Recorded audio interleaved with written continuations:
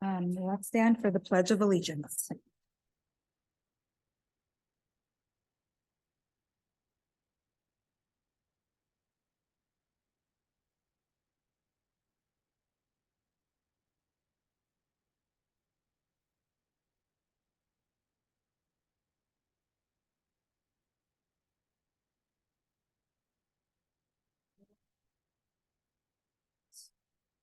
All right. Welcome to the regular board meeting of October 19, 2023. Members of the public, please submit your public comments as follows. Public comments may be made in person in the boardroom by filling out a public speaker request form located at the entrance of the meeting room over there, and it looks like this. You may also raise your virtual hand in Zoom to request to speak and offer comment in real time. You may also submit your public comment online by accessing the link to agenda located on the district's homepage at www.esuhsd.org. Please reference the agenda item number in your written comment and limit your written comments to no more than 1,000 characters in length.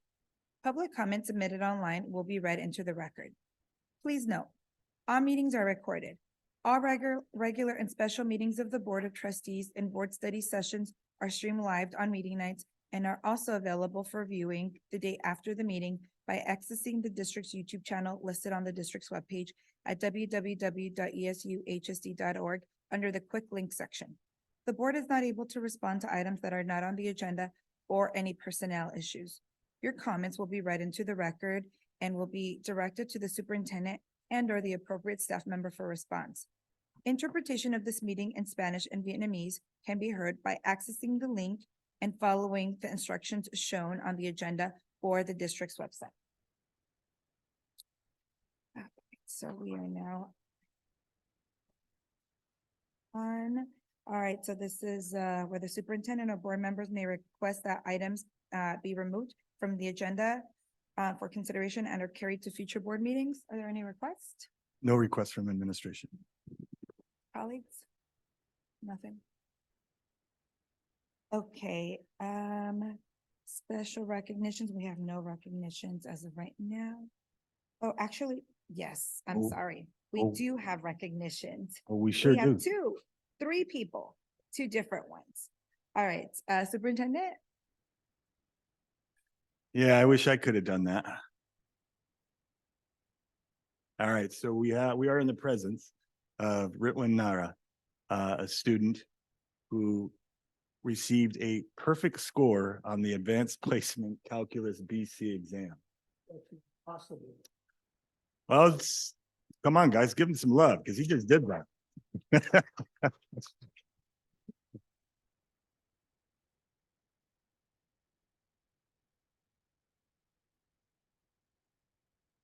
I mean, I don't know what the secret was, like study, good night's sleep, certain form of cereal or what, but amazing work. We're very proud of your efforts and what that represents for you, your family who's here with you tonight, and in our community as a whole. We're just really just thrilled for you.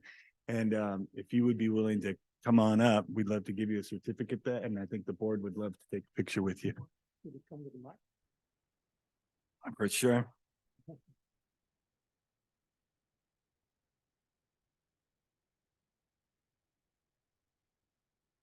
Hello? Oh. Okay. So I would like to thank a few people for being able to do this. I would like to thank my parents for encouraging me in everything that I do, including math. I would like to thank my awesome calculus teacher, Ms. Gatal.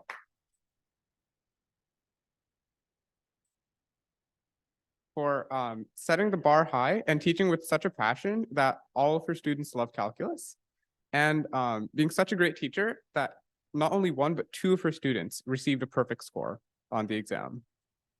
Yeah, he just gave us great news. So another student, Kayleen Nguyen, also received a perfect score from our district. And guess what they have in common? What? The same teacher. Could we please have Lena Gutal come forward?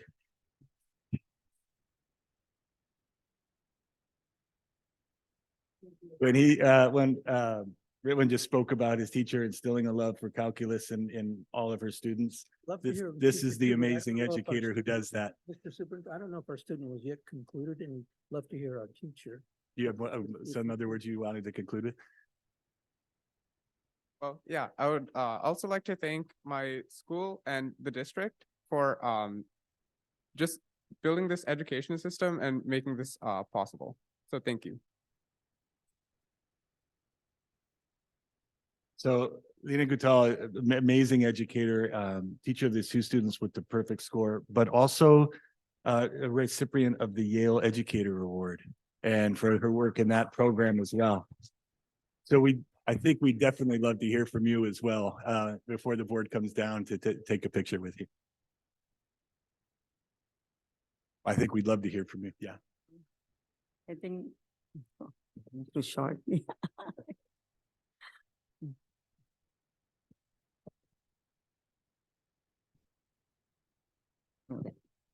Yeah, thank you all for inviting us, and it's such an honor to teach these students, and I'm so grateful.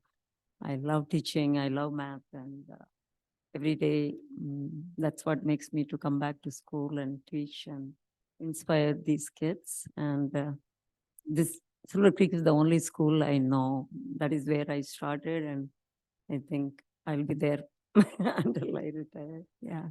And Miss Marcus was my neighbor.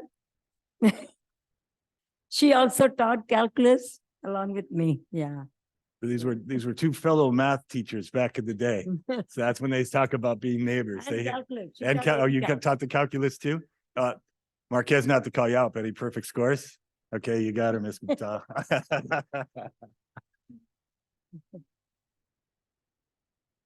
Could you put your mic? Thank you.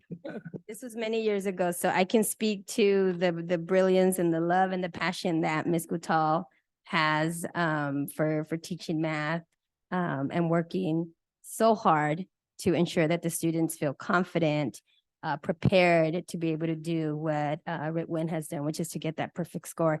And perfect, I believe it was 16 students across the world who got a perfect score, and 2 of them are here from the East Side, and in particular in the classroom of the wonderful Miss Lena Gutal.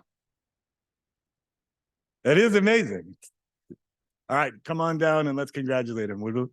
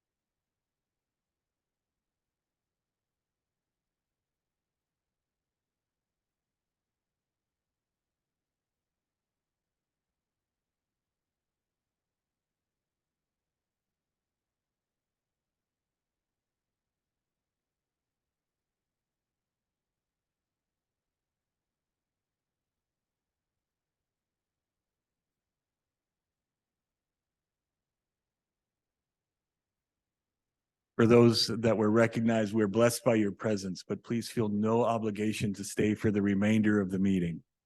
Yes. I mean, it's, I'm not gonna say it's downhill from here, but it's definitely gonna be less celebratory. How about that? Well, one more round of applause for the students and the teachers. Thank you. Thank you.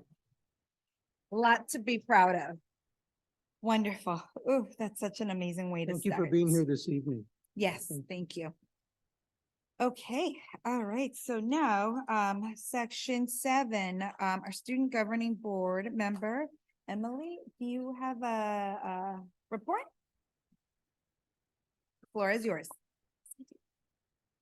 So this Monday, the Student Governing Board participated in a taste testing of the school lunch and breakfast menu options. We gave our feedback on how students in our district view the current lunch menu. We are especially appreciative of Julie Kasberger for dedicating her time to make sure each and every student in our district has a delicious and healthy meal to eat at school. Thank you. Thank you, Emily. All right, we are now in section 8. So special order of business. So the superintendent or board members may request items to be considered, discussed, and different order. Is there anything that we'd like to switch around? No such request from administration. See anything from my colleagues? So we will on to the next section. Thank you. Great. All right. There is no public hearing, so that's section 9, section 10. Okay. We are now in public comment. Look at that. That is moving so fast. All right, so members of the public may address the board on any subject not on tonight's agenda. However, provisions of the Brown Act preclude any action. As an unagendized item, no response is required from the board or district staff, and no action can be taken. However, the board may instruct the superintendent to agendize the item for a future meeting. Any persons may address the board on any item on the meeting agenda. Persons wishing to address the board may participate in comments as follows. In-person public comment may be made in person in the meeting room by filling out a public speaker request form like this that's at the room's entrance. When your name is called, please come to the podium and state your name for the record. You may also raise your virtual hand in Zoom to request to speak and offer comment in real time. You will have 2 minutes to speak. Persons may also fill out a speaker request form via online submission. Comments should be limited to no more than 1,000 characters in length. Please reference in your submission the agenda item number for your comment. Your comments will be read out loud as part of the public meeting. Okay, we have. No. Okay. No, okay, but we do have one in person, Mr. Pardo. So given that he's the president of CSEA, he will have 5 minutes to speak.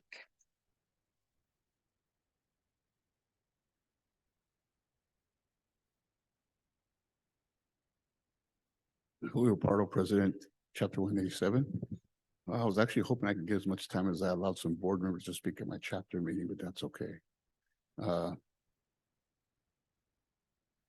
Recently, the district has done several things. They helped the health and safety of our students and our staff by bringing on more health clerks to the sites, which helps, which believe me, office staff, everyone's so grateful for that happening because it helps reduce the work for the staff, but it also guarantees, well, it doesn't guarantee, but also assures that at least we have someone on campus that knows what the students need if there is any kind of an emergency. So thank you for that.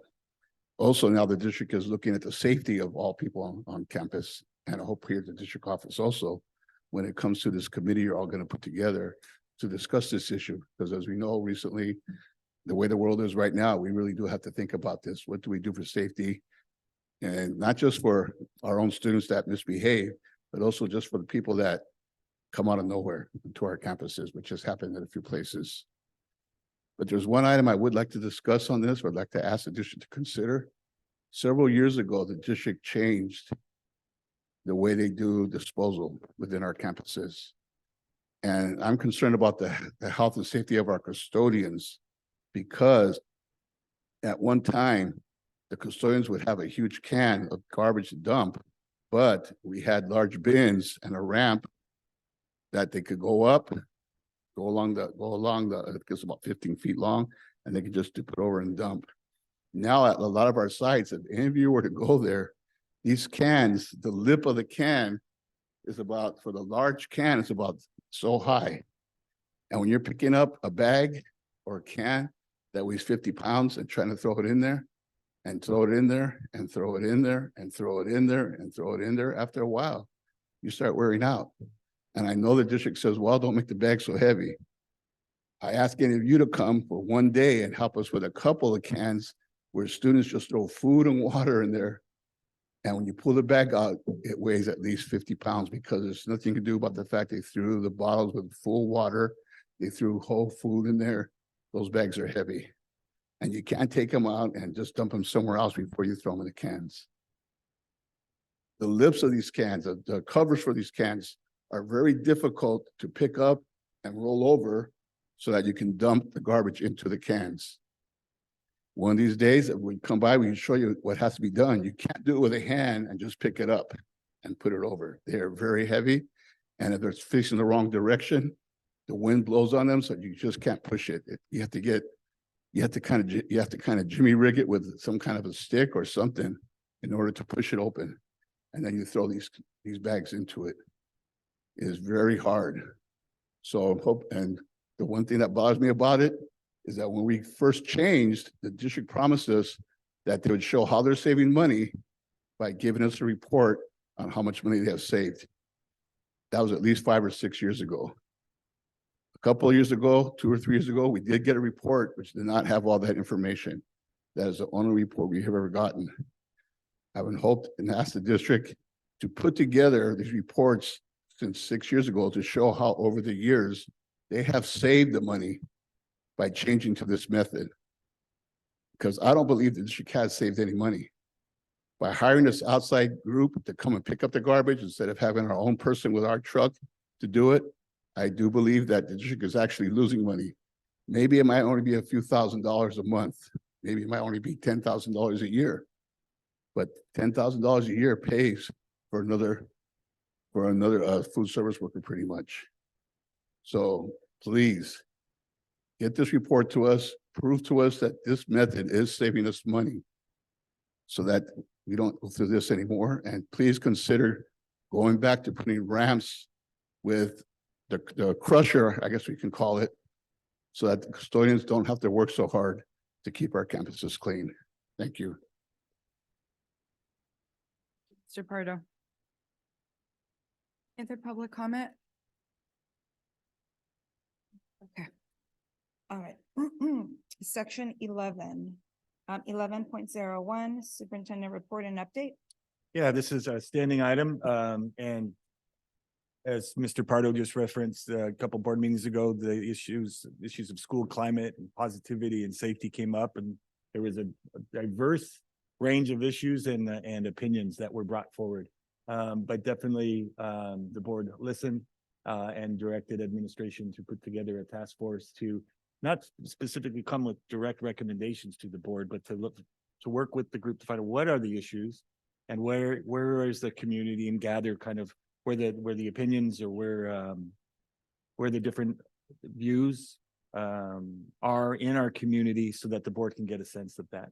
So we have identified a facilitating team. Members have been invited to participate, and we'll have 2 task force meetings, and then we will be holding on November 13 a special board study session for that task force to share with you some of the issues that have come up. This isn't an opportunity for to take action in this special board study session. This is a chance for you to hear what this panel has addressed as key issues, and to identify the different opinions or approaches that exist within our community, so that you can then ask them questions to gauge, get a sense of what's needed, and then also to direct us and the task force towards where you'd like us to head with that information. So just in the next item that we're going to be voting on, 1102, we'll be making an amendment to the board calendar to account for that November 13 board thanks to all the people that are volunteering, students, parents, staff, and community that is going to be participating in identifying the issues and looking to find solutions to make sure that we're safe and conducive to learning. Thank you for that, Superintendent. Yes, definitely looking forward to the space where the community will be coming together and will be driving the discussion. Okay, so that is 11.01. 11.02, action to adopt the proposed amendments to the 23-24 board meeting calendar. As we look for a motion, I would just like to note that we would like in that motion to add the November 13 special board study session to this calendar. I'll set, oh, what?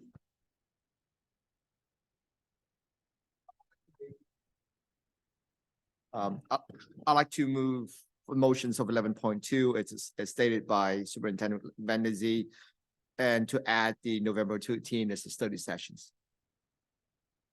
to our calendar. I am second for that motion. Okay, so there's a motion by trustee Doe to adopt the amended calendar and also adding November 13th as a board study session. It's been seconded by trustee Lay. Are there any comments?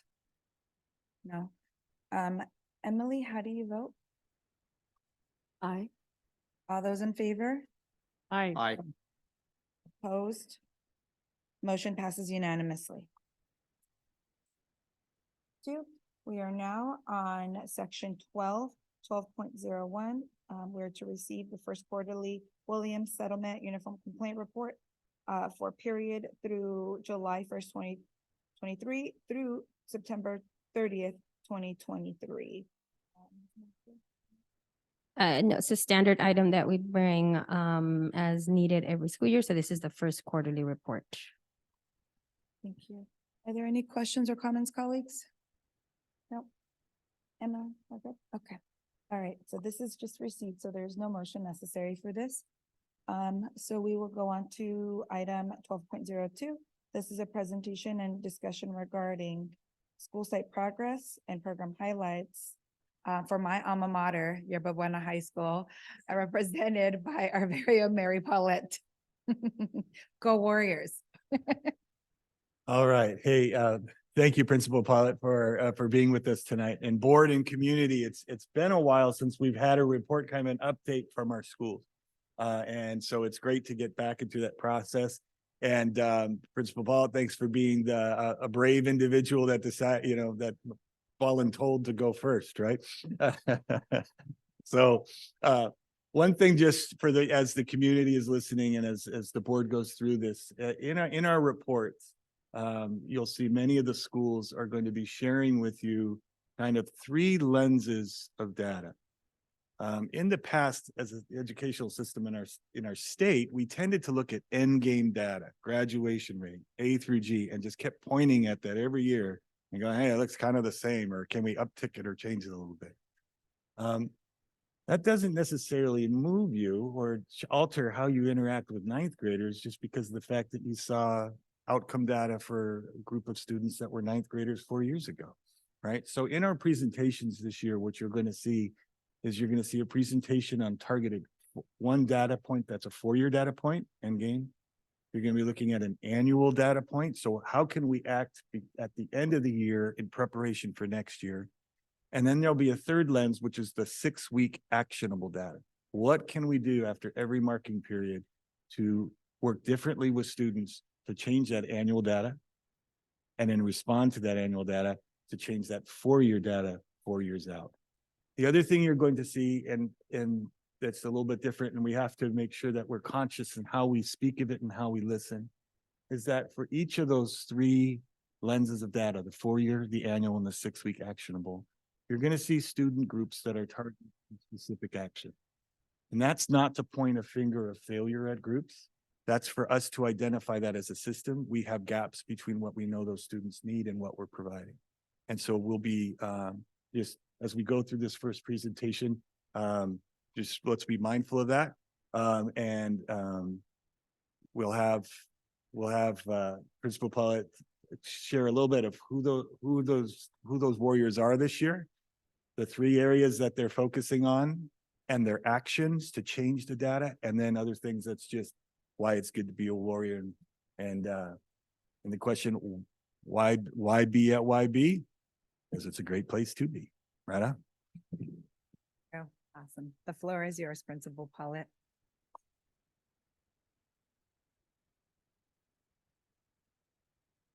I should know that.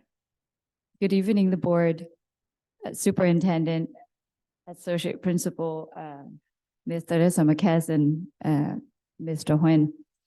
Thank you for allowing me to be in front of you today to share who we are. Yobo Buena High School is located, it's sort of probably the only, I believe, it's the only school that there's no public transportation pass by. So getting to YB is very hard if the student live on the other side of 101, if you know what I mean, like by the Chuck E. Cheese, right? However, we make it work for our students. We build an equitable community at YB. We commit to welcome our students as they are. We acknowledge their strengths. We learn their area of challenges, and we work to support them. The adult in the system, it working to provide the support, respond positively to make sure that student receive the support that they need so that they can engage in tasks that prepare them for career in college after high school. We have a system in place, multi-tier support system that align with the board policy in equity lens so that each and every student in our system get the support that they need. Doesn't matter what zip codes you live in. Doesn't matter if you on this side of 101 or the other side of or behind Yobo Buena, you will get the support that you need to be successful. Our mission is to create safe, dynamic, relevant learning environment so that it can inspire critical thinking, problem solving, and innovation for our students. As a former math teacher, I love numbers, and here it comes. Excel sheets, right? So as a joke yesterday, I walked with Mr. Vanderzee to the field at the Citizen Bond Oversight Committee. And so this lady was walking along the side asking questions, and I answered all of the data, and she go, "How did you know so much about YB?" For the whole time she didn't know, right? It was great. The person was talking to Principal Paulette and go, "Do you know how many students go here?" And she goes, "Approximately 1,609. There's nothing approximate about that. And so, and so they later learned that Principal Paulette knows her school.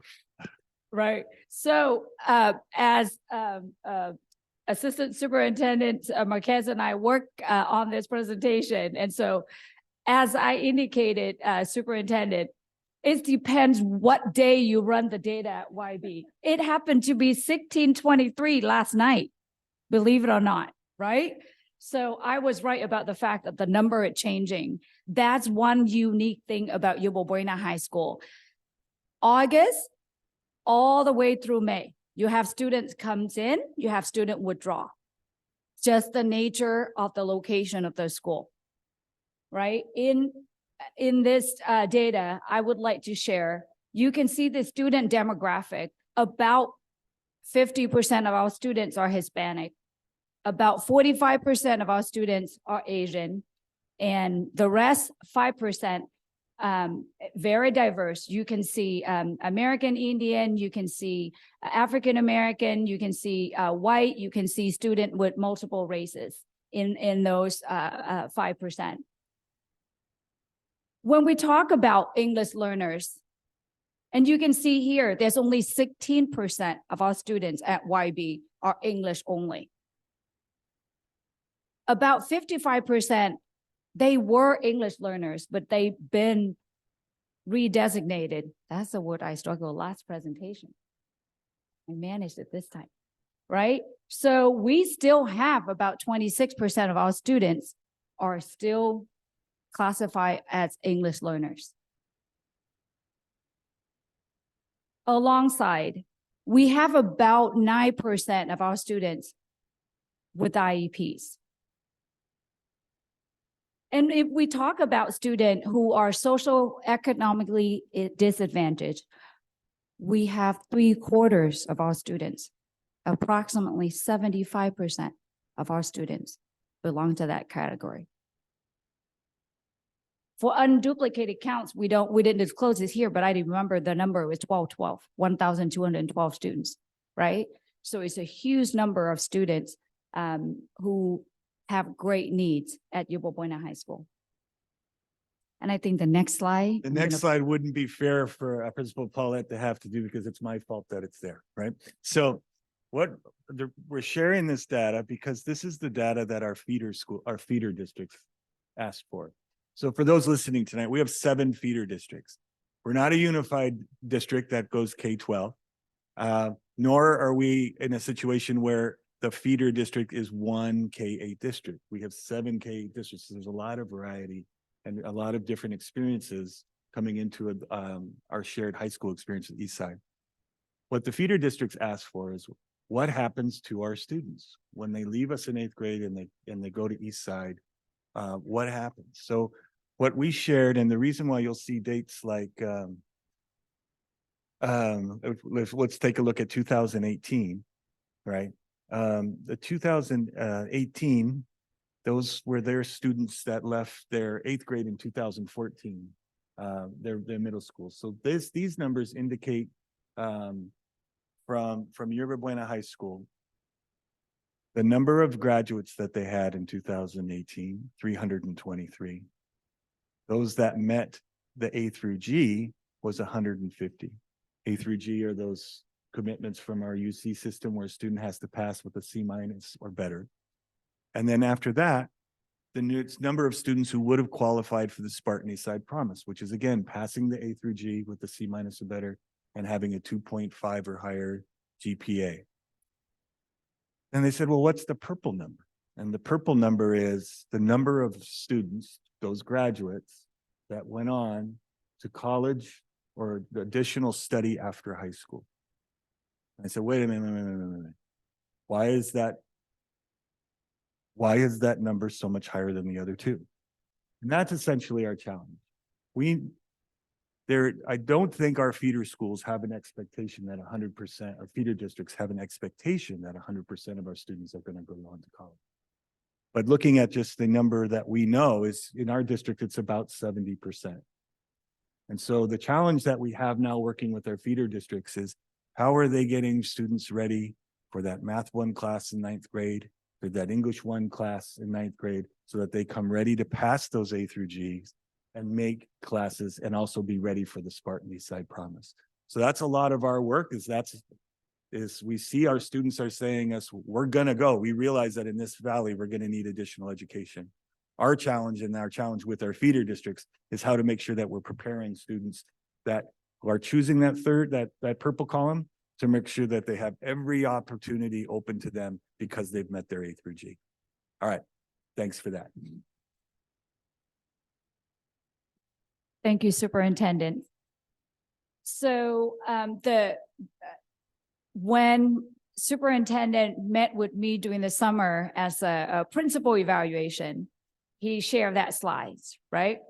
And then so he and I talked about how can we bring the A through G bar up to the dark purple bar, right? The light purple on the left at 323, but the dark purple is higher than the other two bar, the A through G and the Spartan Eastside Promise. The A through G is the lowest, right? So we're talking about how can what do we do in the long term and the short term, as Superintendent Vanderzee pointed out, the 4 years long term and the annual and the short term. When we're looking at those data, what do I, as the principal at Yuba Buena High School, wanted to do? What data set, what my goal to move the data to the directions that it makes sense for me, makes sense for my students? How can I serve the community at Yuba Buena High School? So it boiled down, and following other slides, you will see why these data points were chosen in a minute. So for the 4 years, of course, I want more student eligible for college, that A through G completion rate. I want more student graduate. But if you look at, again, a data slide on the next few slides, you can see I choose the Hispanic Latino student as a target populations because they made up 50% of our student demographic, but their A through G is really low, and you will see the precise number in a minute. Similarly, for graduation rate, the students at Yuba Buena High School graduate at much higher rate than the student with disabilities. And for that reason, those are the two targets that we set out to do as a long term.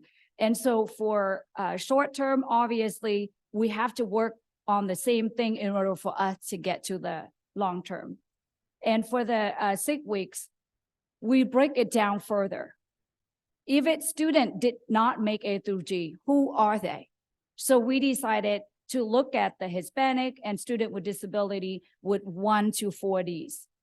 And then another group that have 2 Fs. So this is where we look at the data that came to the previous slides. As you can see there, Yuba Buena High School, this is A through G completion rate. If you look at the group right next to the last one is the district, the next to last one is Yuba Buena, and the last year with 51.6%. And if you look at the arrow where it says Hispanic, it's at 24.1. While Hispanic student population made up 50%. Something isn't right there. Student with disability, we have slightly above 5% who can go to college right after high school.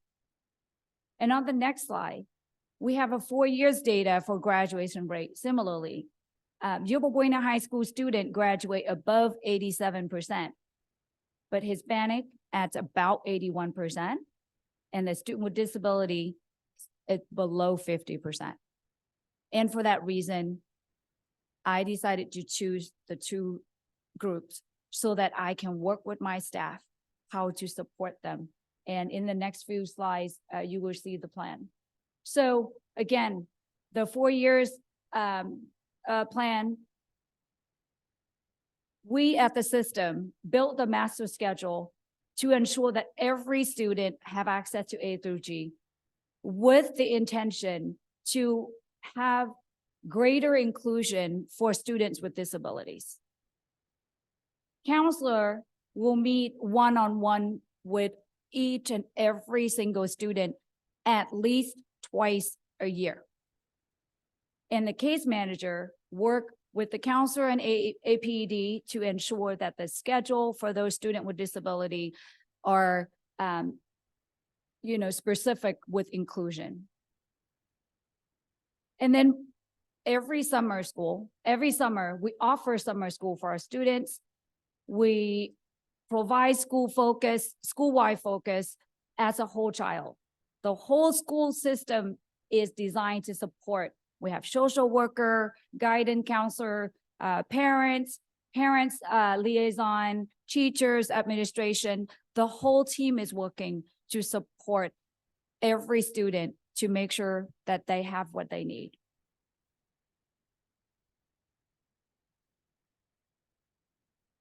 And as Superintendent Vanderzee pointed out earlier, for the annual, this is we have to kind of like track our students, right? To know where they at every year.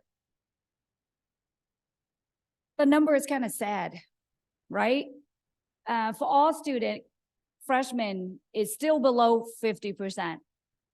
And it's like dipped very low to 16.3 for sophomore. And then it tick up a little bit, 31.2, right? And if you remember previous slides, it's eventually the year after, for whatever reason, from 31.2, it got above 50% for the senior, right? However, if we pay attention to the Hispanic group, that's one of the target group, you can see freshman at 24.6, sophomore is below 8%, and junior is only slightly above 8%. But by the time the senior year, they made 24%, but it's still a lot lower, like half of what their peers, percentage of their peers. For a student with disability, even more, the data even more heartening, right? So on this one is graduation. We track the data for annually. For all student, we had 63 for freshmen, 55 for sophomore, and then junior 61. For Hispanic, take a look. We have 42 for freshmen, and then for sophomore, 30, and then it went up to 43. But by the time their senior year, they hit about 81, right? So for a student with disability, similarly, freshman 48, and then sophomore 31. Unfortunately, a junior it dipped. But again, by the senior year, they would hit about 50%. So that's what data tells us. And so for every 6 weeks, what are we doing to support these students to make sure that they receive the support that they need? So yearly, we have at Yuba Buena High School, we have parent conference twice a year where the parents get to meet one-on-one with teachers, one-on-one with counselor, parent workshop by grade level, hosted by the APED and the counselor to provide specific needs for specific grades. Academic counseling, as I mentioned earlier, meet with student individually at least twice a year. Advisory period built into the master's schedule twice a week. Student on Tuesday and Thursday right after second period. Student have a choice of stay in second period or scan in, scan out to go to tutoring center, go to see another teacher to make to retake the exam, make up work, or get tutoring. Now we are looking at 6-week marking period data. This is real-time data of just first marking period that we just, the student just get their grades. So we stay on the 2 focus that I mentioned throughout the presentation. We have about 13% on the low or no risk. And then the first alert, it's also about 13%. For the at risk, the red, the one that highlighted in red, we have about 38%. That add up to about 65%. So to break it down to Hispanic students and to students with disability, you can see we have 669 out of those 1,053 for Hispanic students. And then 128 out of 1,053 are the student with disabilities. And then if we were to look deeper on the at-risk level, right, you can see there out of those 669, you can see 463 are at risk and then 91. But then on the next slide, you will see the specific number for the target population that we've been talking about, student with 1 to 4Ds. For the Hispanic, it's 113. Or for students with disability, we have 21. Unduplicated means a student with disability can be Hispanic, right? Is 104.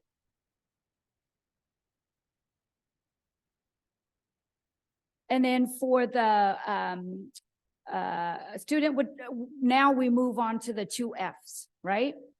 So if we look at the data student with 2Fs, we've learned that Hispanic student, there are about 31 of them, and the student with disability is 5, and unduplicated, we found 28. So earlier you can see we have a 104, and on this slide you see 28. So for a total of 132 students, right? That's doable number. So what did we do? We met with our staff last Friday. We asked everybody bring their laptop. Mr. Don't show the teacher exactly how to get to their Illuminate. It might seem trivial, but it's not, right? Download the Excel sheet, show people how to filter, walk through all the steps. We do the filter ourselves and we get the data and we show the teacher how to do exactly that. We send the teacher a link. They choose at least 5 students. We want just student ID numbers. We don't want names because sometimes, teacher get distracted by the names, right? So we get the ID numbers and we immediately post it on the side of the presentation. And we did that last year. The data show us the student who get chosen by the teachers improve 68% of them get better grades compared to other students who also in the category but were not chosen by the teacher. They only less than 50% of them has improved. The APTS ran the data, sat down with APD and we discussed. She met with the counselor. Counselor met with every single junior and senior in these categories. They also meet with every single freshman and sophomore. And if they happen to be in this category, they up the conversation. This is all you need. You have 1D. These are the things you can do, like specific. Provide the resources and the support so they can get over that hump, changing a D to a C-.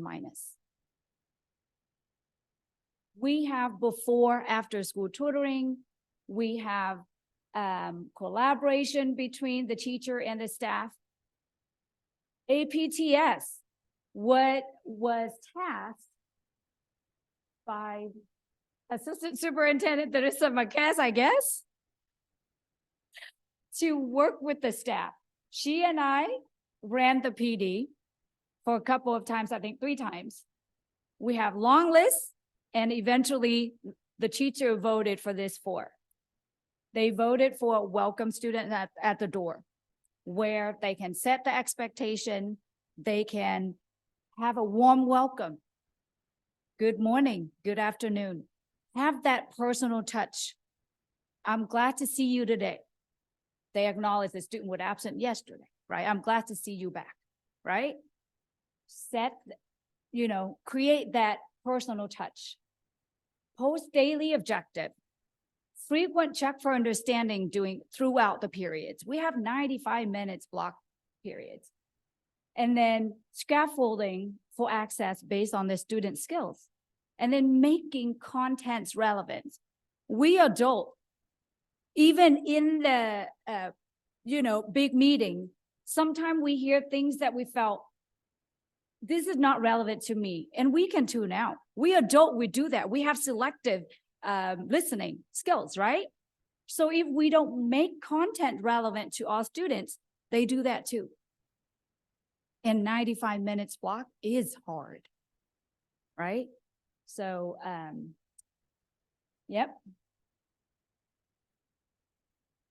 Okay. What am I proud of about YB? I have to say, we have the student senate. We actually just met today doing advisory. 2nd time, right? Once a month. In this place, the student representative for their 2nd period's class have direct access to 4 administrators They're listening, presenting the info, providing the update, and then allow opportunity for them to directly communicating with us what their needs are, any feedback, anything at all we take. And we coach our students. Every time you raise an issue, I want you to propose a resolution. You can't just say, I don't like the lunch food come up almost every single time. I'm sure it happened other places too, yeah. But this, eventually the student asked me, this whole week, there is no tuna sandwiches. Can we add that on the menu next week? I said, that's a great question. That's a great suggestion. I will definitely share that with the kitchen manager. We have the discussion, if you remember a long time ago, about the soap, the soap dispenser. We had multiple conversations. So the students actually was the one that said, we need to do it ourselves. If the soap dispenser is there, it's our responsibility to make sure that it's there for the next person. So if we see it missing, we need to report it. And if we see someone taking it, we need to report it. So they were the ones that take action. And guess what? It stopped, right? And I said, we can't just replace the soap dispenser every day. And sometimes we just cannot be constantly in there, right? So it happens, and these students are future leaders. Parent engagement. We have our first parents meeting with our student with disability in the first week of September. The parents were very happy that now we back in person. So we have it in person, and we also have it on Zoom. But we only can translate in person. We can, we don't have enough manpower to do both, right? So we share the presentation in Spanish, and we drop the presentation in Spanish and Vietnamese on the Zoom if they choose to look at it, but I present it in English. And then the two pieces translate in person in Vietnamese and Spanish. The last time, the first parents meeting, we did 3 different Zoom. I did the Vietnamese, Mr. Suna did the Spanish, and Mr. Doan and Miss Oliver Barton did the English. So 3 Zoom link parallel going on the first parent meeting. So parents love it. But the in-person, the parent chair, I appreciate the in-person meeting so that I can connect with other parents, especially with a student with disability. They realize other parents struggle just like them. So they exchange phone number, they build the system, they build the network of support for themselves. So they appreciate that. And I must say, and probably thanks to Mr. Nguyen, I can't claim this. That picture is ours in front of the student union. You probably know that. Everyone, their jaw dropped how beautiful the student union looked, and it is beautiful. And our custodial staff works really hard to keep the building clean, beautiful as it was. I mean, it was 7 years, 6 years, Ms. Shine? And it looks brand new, right? Thanks for our custodial staff to keep the building clean. And I must say, we probably has the most cleanest garden in the yard. We probably have the best gardener in town. Everyone want Norman, but he stay at YB, I heard. Again, thank you for the support of all YB staff. Without them, there was no progress to be made, right? So for the next step, again, there are lots of things. These are just highlights that I brought back. The teacher continued to work with student with D and F. The APTS, myself and the teachers are continue to collaborate to work on the 4 things that we promised each other that we going to do to commit to support our students. And further professional development on those things to make sure that these practices will be implemented school-wide.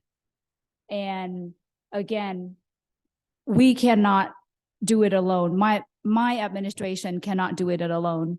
We need our staff, we need our family, we need our students work together so that together we can support our student to improve and prepare them for college and career tomorrow. Thank you.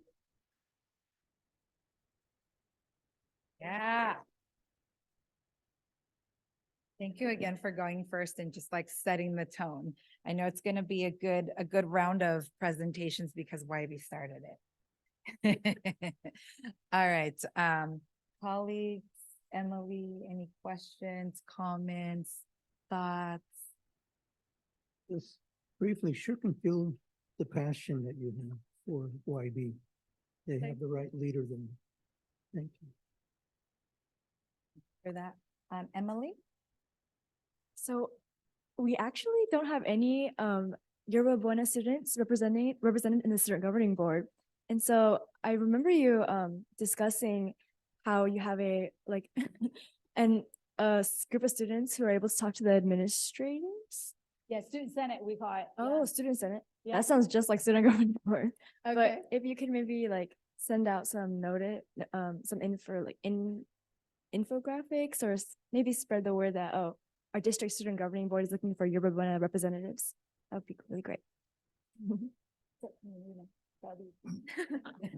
It'd be totally possible to have one of the leadership at SGB to zoom into the next student senate meeting so that they could talk about what it is and invite them.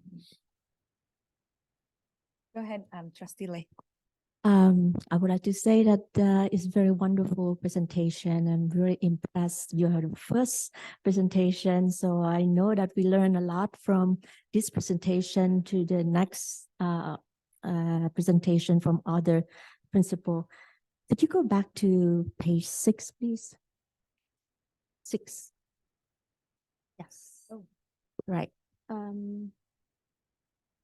Well, from this page, when I know that from 2018 to 2022, our number of graduation was lower. Is that because of declining enrollment or whatever the reason? Because I did not see as much, explanation as well as the, the violet bar On the right. on the right. Yeah, so Yeah. as you can, if we look at, I'm gonna go back in answering that, I'm gonna just show you something. This is a little unusual. If you look at their 9th, 10th, 11th, and 12th grade, Mhm. do you see that their percentages are 25, 25, and 26? As we look at other schools, we're gonna see sometimes that there's more variation just in terms of the size of a particular class. It doesn't always just, that each grade doesn't stay the same. So as we go over time, let's go back here. You might see variations in this lilac color just due to the fact that that class size was different. Could be due to a graduation rate being different. Mm. And so there's different explanations for that that they can drill into and look. As you look at the decrease here in this purple bar for 2022, that had a lot to do with the impact of distance learning and access to college planning and people making that part of their life. And so we're going to try it. You'll see that across our system. We saw it across the state as a whole, where community college enrollment dropped by 33% statewide. And so we're going to want to start building up that. And that's why it's great that they focused on that A through G, so that we want to see bars like this, right? That those that are deciding to go or that are moving on to higher education have the full opportunities, whether community college or Eastside Promise in San Jose State. That's what we're looking to see. Yeah, I'd like to see some progress on that bar. Let's move on the next page, page 7. One has the result for A2G graduation, the breakdown. Yeah, that page. Right. I don't know, remember what page it is, but I was wondering, we don't have the result from the homeless student as well as McKinney-Vento and the foster student. Because the data, if any numbers that less than 30, it didn't show.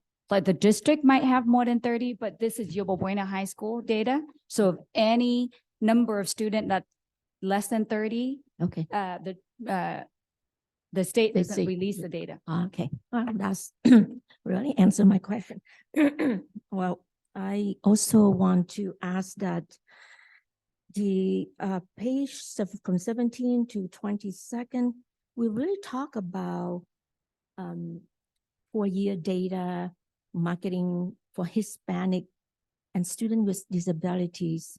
I was wondering that we didn't have the Asian result, from 6-week marketing period data, because when we talk about not just only Hispanic number that student that did not make it, to A2G or any other ethnic group as well as Asian student. Am I correct?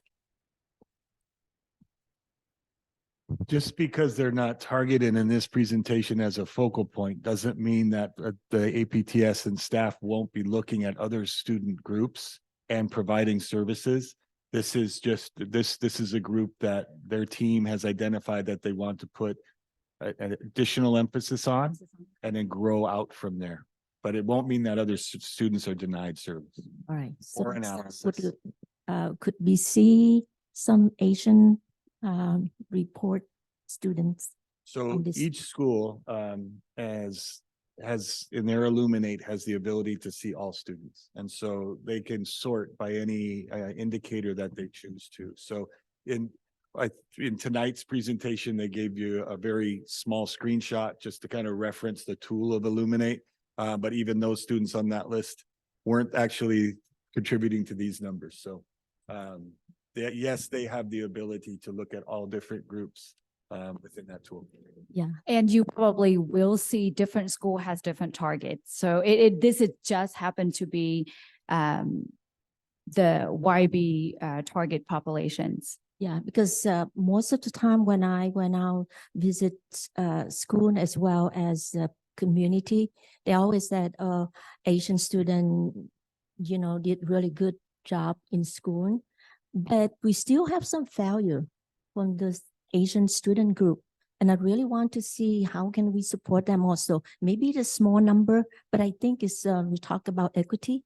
So I think we'd like to see some progress of the marketing report as well as under the report from Asian community. My last one, could you please move to page 19? We talk about scaffolding for access based on student skill.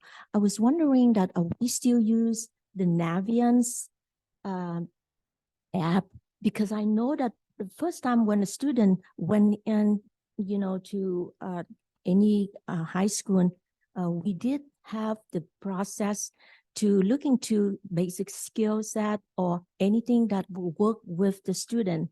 So I was wondering what kind of avenue or what kind of program that will be able to access based on the student skill. Associate Superintendent, could you, Marquez, could you speak to the program that I think you showed us at the end of last year? Yes, so if you recall, we had, I believe it was Ms. Guerrero as well as our counseling team who came out. And if you remember, we are no longer utilizing Naviance.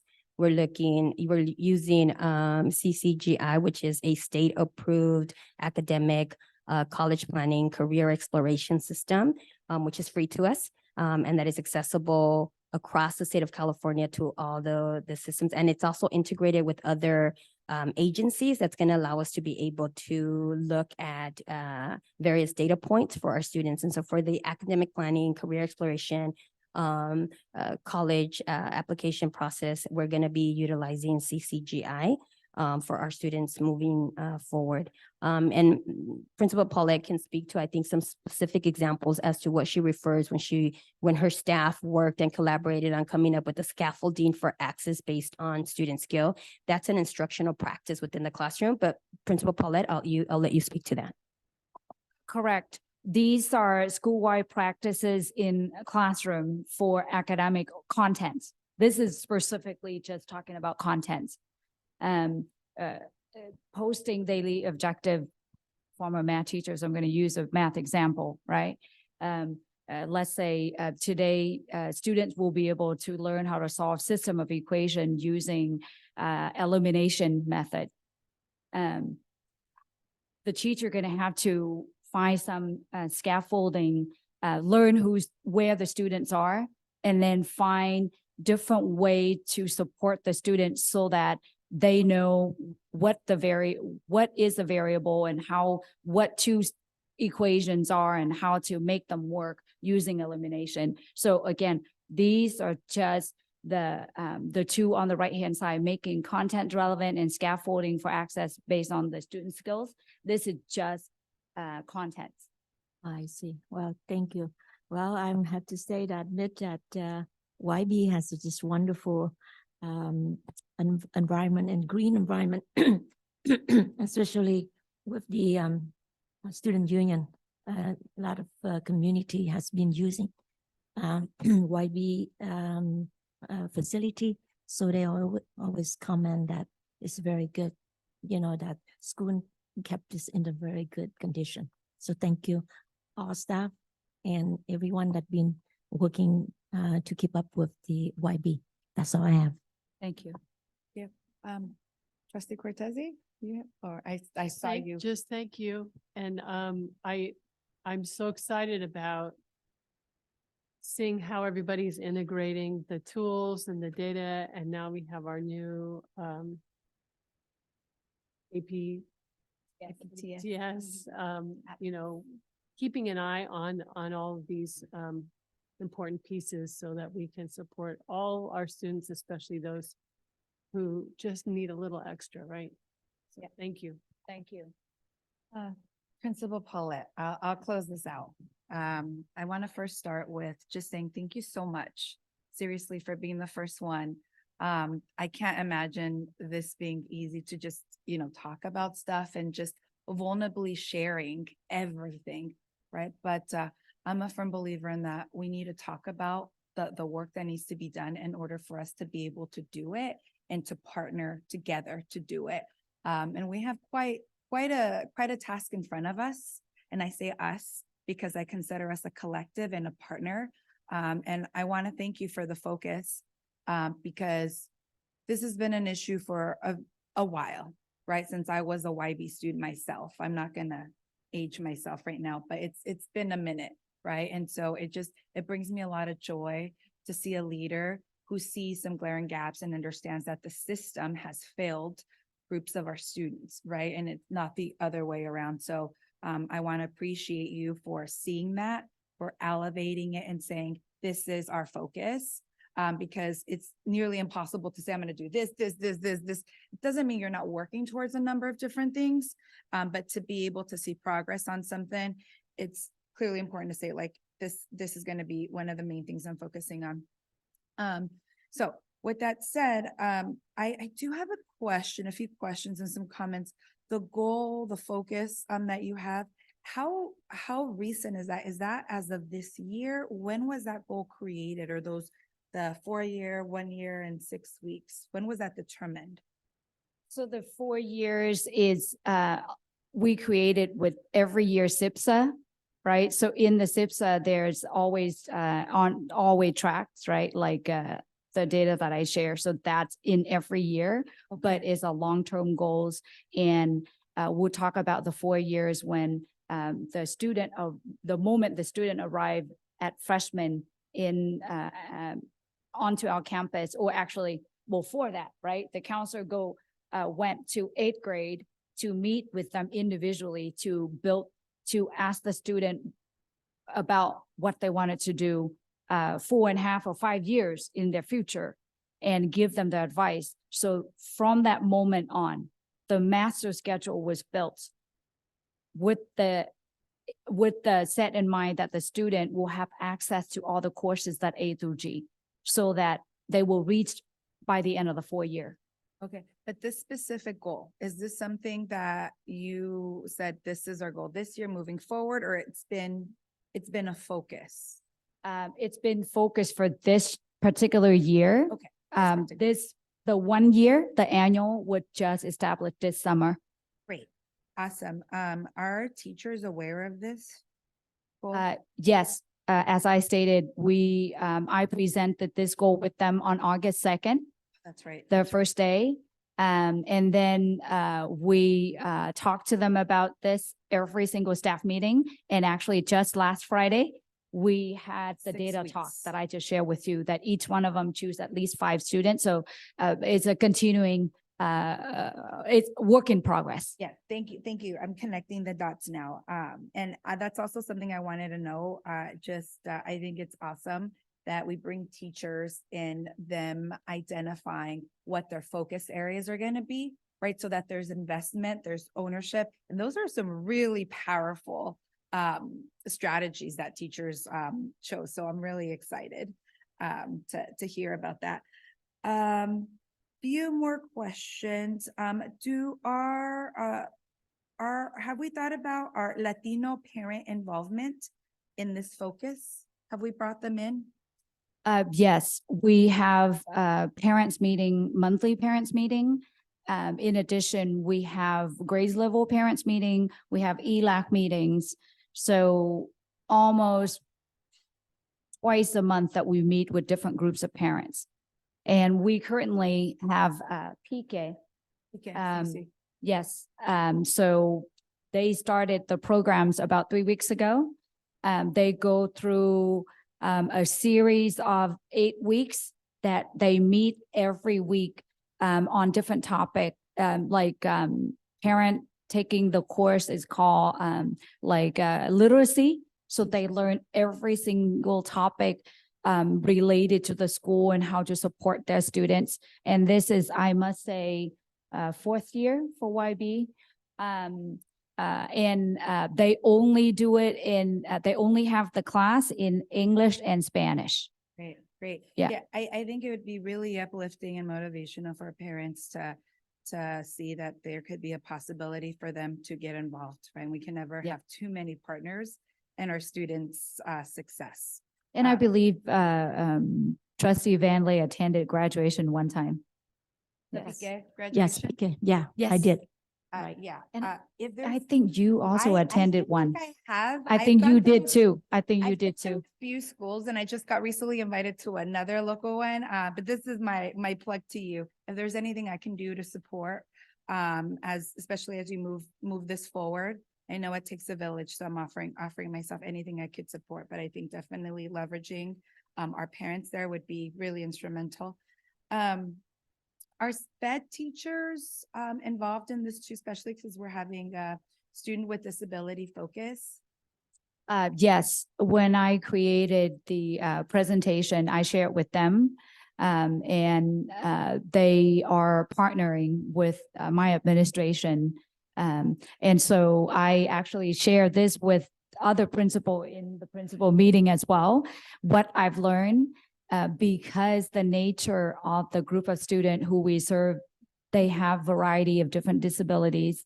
The parents did not ask a lot of questions during the meeting. The meeting ended about 45 minutes, but the meeting the whole time actually lasted 2.5 hours because every parent wanted to talk to us about their particular students, right? So they talked to the principal, assistant principal, case manager, pieces, the parents and community specialists about their specific child and the challenges that they're facing and how they can get support. And that's why they share that it's valuable for them to be back on campus so that they can directly connect to a person, a human, rather than call someone on the phone and not sure who to talk to, Yep. right? Some parent walk into the school, yes, they might get an invitation from the case manager, but they might not have met face to face. Yeah. But the in-person had provide them that human connection. And I shared earlier, they also share that they managed to build the network, like parents helping parents, right? Yeah. They exchange phone numbers and Yep. they build their own network so they can get support. I love that. I love that. Yeah. Like when we got huge goals like this, it's really important that we bring in all of the people that could play a role. And especially if the focus is students with disabilities, we have those adults that are focused on them. So that's awesome to hear that you're involving them. Can we go to the next step slides? This is the last thing, I promise. Is that it? Okay, so I guess my question, I think you answered it, was you're starting to work or the apps, Oh, that APTS? yes, APTS, starting to work with our teachers, and that's gonna happen every 6 weeks? Correct. Okay. So it is every 6 weeks. We have our wonderful Kirsten King with the data Yes, data wizard, guru. right? She, after the each marking period ended, she will manage the data and put into Illuminate that beautiful tile. All you have to do is click. Mhm. And you have option to do Excel, PDF, whatever, right? But Excel is the best option, of course. And then from there, whatever the target that we have in mind, again, like different school might have different targets, different objectives, different goals. And then from there, the teacher have opportunity to look at their own students. The APTS will run the data, the whole school. She run by the department, and then she has it by teachers. And then we have conversation. So now that we have 4 admins, Yobo Buena High School actually divide the whole entire school into like each of the admin actually in charge of a couple of departments. So Oh. that we can go to that department and their department meeting and be part of the conversation. That's awesome. That's awesome. So the 6 week stuff starts officially at YB. Wonderful. Well, thank you again, Ms. Paulette. Again, I'm just so grateful for all the good work that you're doing. And I really mean it when I say, count me in as a partner, whatever I can do to support, happy to be there. Thank you. That's a quick Appreciate it. question. With the administrator, how many schools that we have the PK program in our district? Because I know that I only attend the PK graduation from YB that during the COVID-19, I believe is on Zoom. But I think this program is just wonderful. And I really like to see if they have, if later on, if they have with another Asian program to really support, the Asian parents. I think it's just really helpful for parents as well as for the student, because especially those English learners and, the immigrant family just arrived. Yeah, so we have a contract with BICA for all of our schools. And so they calendar out and they work directly with the principals to see what fits best. They do a great job of recruiting our parents. Currently, we have asked if they have, particularly for us would be Vietnamese. They're working on it from what they've told us. And so it is, dependent on their capacity in terms of their staffing. But currently, their primary focus as an institution is on Spanish-speaking parents in particular. But we have expressed our request and our desire to be able to serve our Vietnamese-speaking families. And so they have put it in place to try to find staffing. It's a matter of finding staffing that'll be able to do this, but absolutely, we've put in that request. Thank you. Well, thank you so much, Principal Pollitt, for presenting tonight and all the great work that's going on to YB. And you do not have to stay for the remainder of the meeting. Go have a Thank you. Thank you. Great job. Thanks to all the Warrior staff for working with our Yes. students every day. They're doing good work over there. I appreciate it. Thank you. Tell them we said, go Warriors.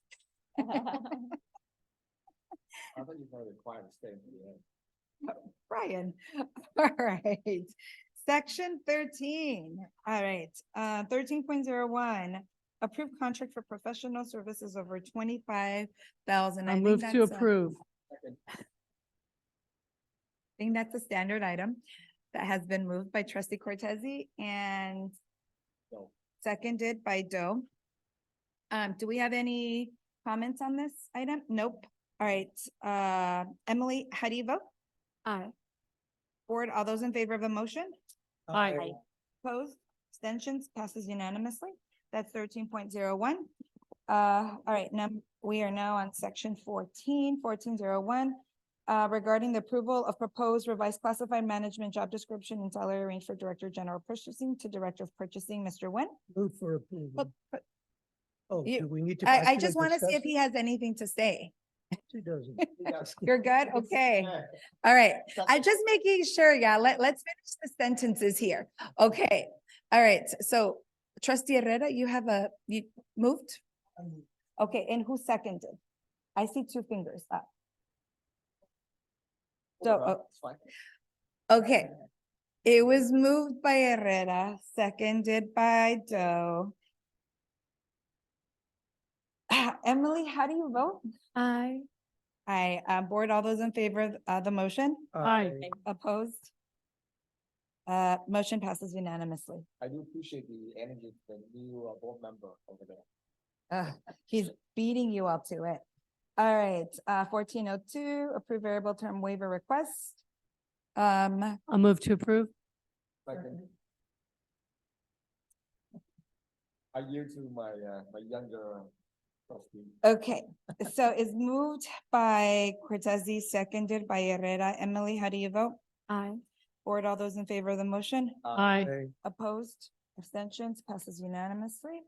All right, we got section 15, approved bond capital projects over 50,000. Move to approve. Second. Moved by Cortezi, seconded by Doe. Emily, how do you vote? Aye. Board, all those in favor of the motion? Aye. Opposed, abstentions, vote passes unanimously.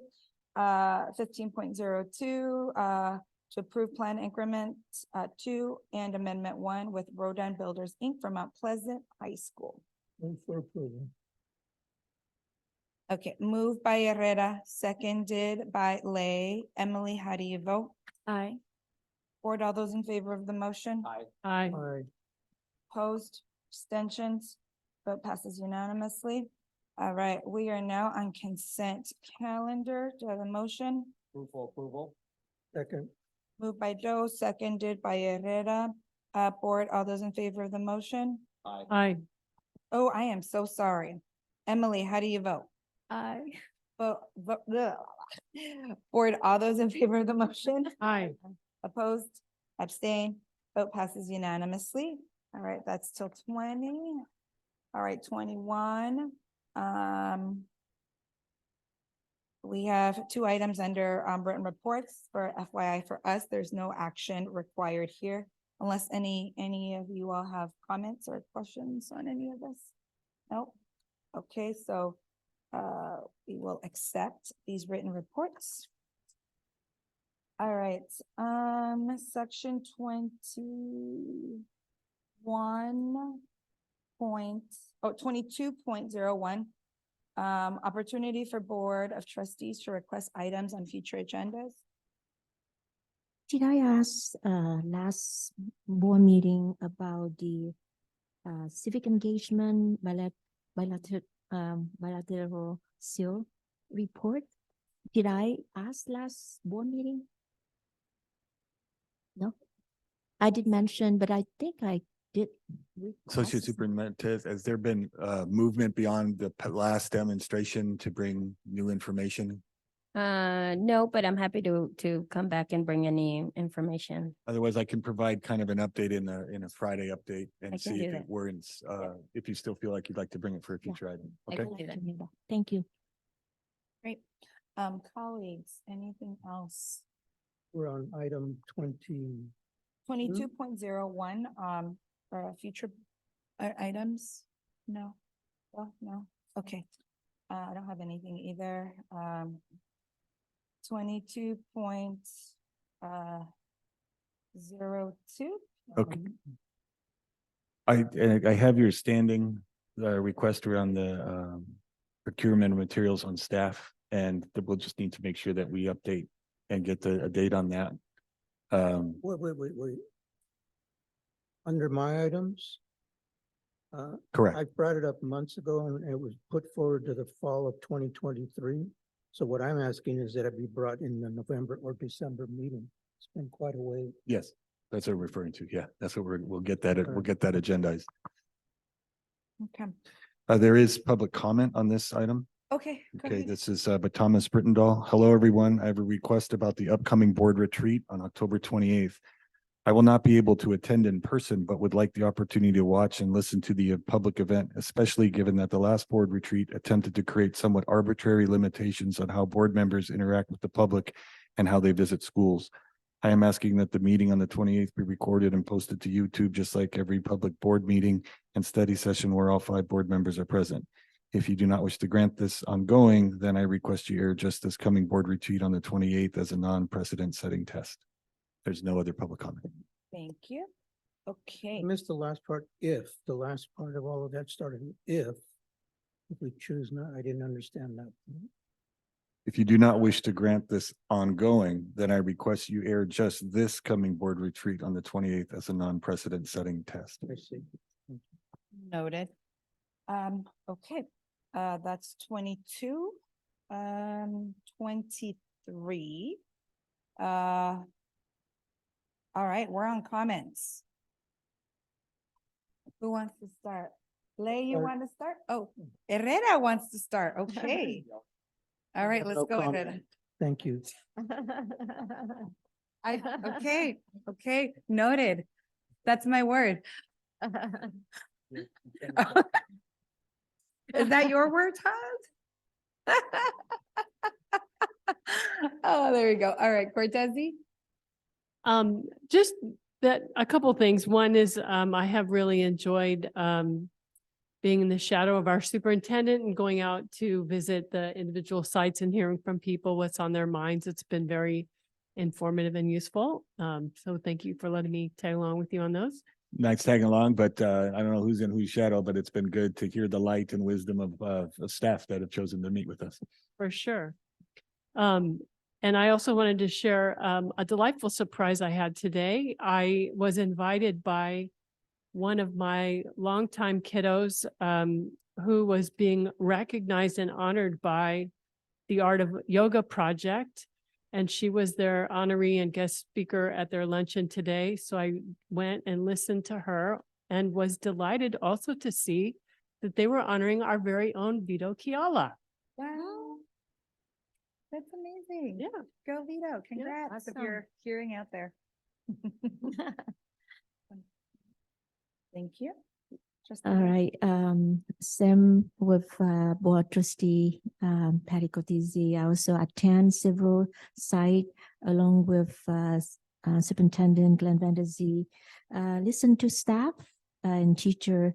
It's very, very helpful and really open another avenue that I can see from different sites. But I think it's to continue to do that if I have time. And I want to say that the Children Moon Festival has organized last month. It's very successful and they raised 13,000. They sent a check to a superintendent, Glenn Van Der Zee for McKinley Vento. So I want to thank you for the support of Principal Mary Paulette and all staff who worked very hard to support the event. And I want to mention about all VSA students who participate in competition that did very good job on performance. And we said that we learned the mistake from last year. So this year, the organizing committee did a wonderful job. That's all I have. Oh, thank you, Trustee Lay. Thank you. I just want to take a moment to thank the administrations and the staff at the various schools that I was able to visit in the last 2 weeks. I know, obviously, Overfell, James Licks, Independence, YB, and I'm sure I missed a few, but I certainly enjoy tagging along with our superintendent. I feel like I see him every day of this week. I think Monday, Tuesday, Wednesday morning, and then later on the evenings yesterday. So thank you for the opportunity to have an honest and direct conversations about how to make our campus better for our students. So thank you for that. earlier we had an honoring of students who get a perfect score in their BC calculus exams. I did attempt the calculus, the first exam class, AB. And so I just want to take this moment to thank my calculus teacher, Mr. Taylor, wherever you are. Thank you for helping me ace that test and prepare for college. So thank you. And I'm very grateful for Mr. Taylor and every teachers I've ever had in my life. You have made my life far richer than possibly imagined. So thank you. Thank you, Trustee Doe. I too have visited schools this year alongside my colleagues.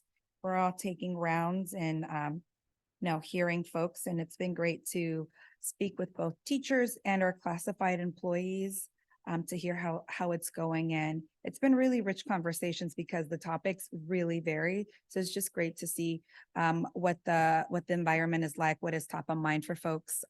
So that's been great.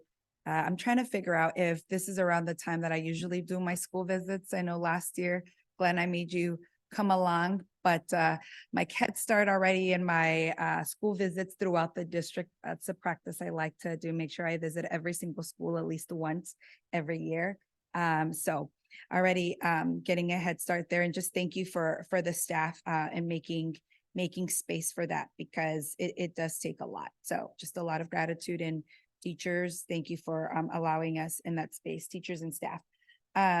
I also want to share recognition of one of our very own, Tracy. A few of us went to NAACP Gala. Gosh, when was that? October 6th? Okay. I'm like, what is time? It feels like a while, but also like yesterday.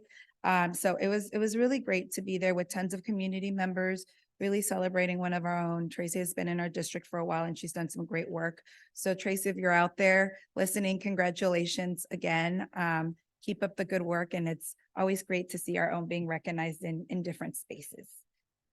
Okay, so that is, what item number was that? 23?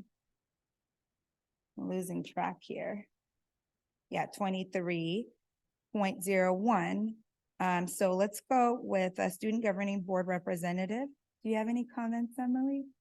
Yes, so I just wanted to say regarding the two students who scored like perfect score on the calculus BC exam, that their hard work is very inspiring for other students out there, including me. So good job to them.